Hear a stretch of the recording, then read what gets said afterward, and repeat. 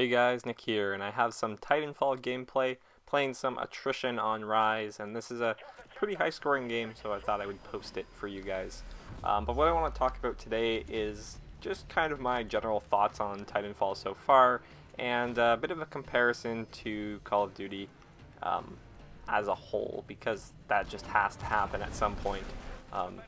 For those of you who do not know, this game was created by many of the creators of Call of Duty, specifically like the team manager or whatever for Modern Warfare 2, Call of Duty 4, and other such amazing Call of Duty games. But yeah, so let's get started.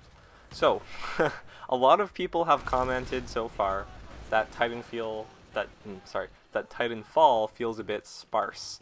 And this is pretty true. I'm kind of feeling this myself. I don't feel like it's really crippling the game too much, but it does feel like there could be more things.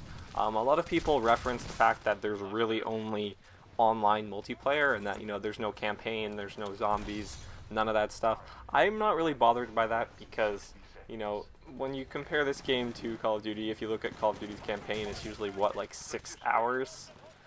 A 6-hour campaign that's not even a factor for me when considering the worth of a game. Like, I rarely ever play campaign, and the fact that it's only 6 hours, really, that doesn't matter to me.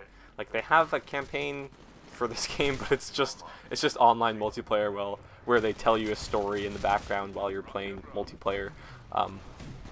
So yeah, I'm not really bothered by the lack of a campaign.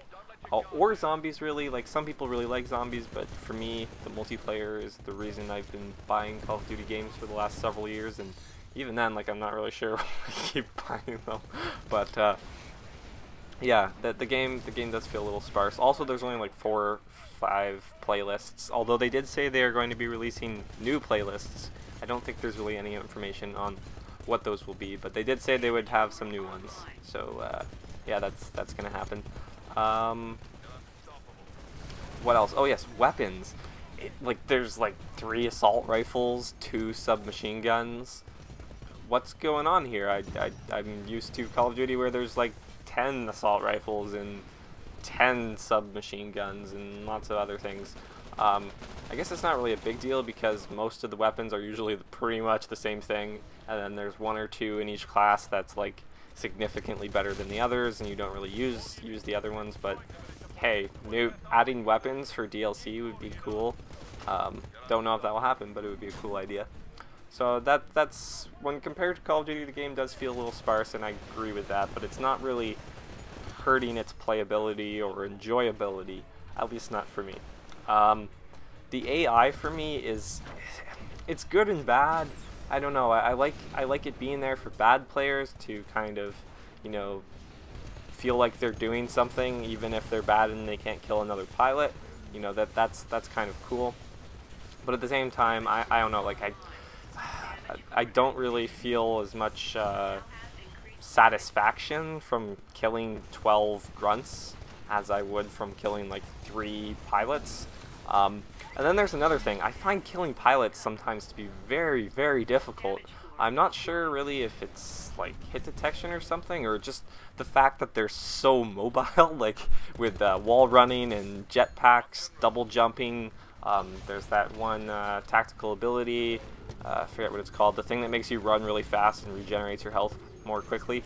That thing, I don't know, sometimes it's just really difficult to kill a pilot. And I looked up weapon damage and health stats. So your player has like 200 health, and most guns do between like 60 and 30 damage. So for the most part, it's like 4 to 6 bullets to kill somebody, which is a little bit higher than Call of Duty. Call of Duty Modern Warfare 2, it was like 2 bullets to kill someone, 2 to 3, but recently it's been like 3 to 4, so it takes a little bit longer to kill people. And another thing is your guns don't have that many bullets, like 30 bullets in the R101C carbine thing. I don't know, like I feel like it's pretty difficult for me to kill 2 pilots without having to reload, so if it's 2 on 1, I don't know, I just double kills are pretty difficult to get.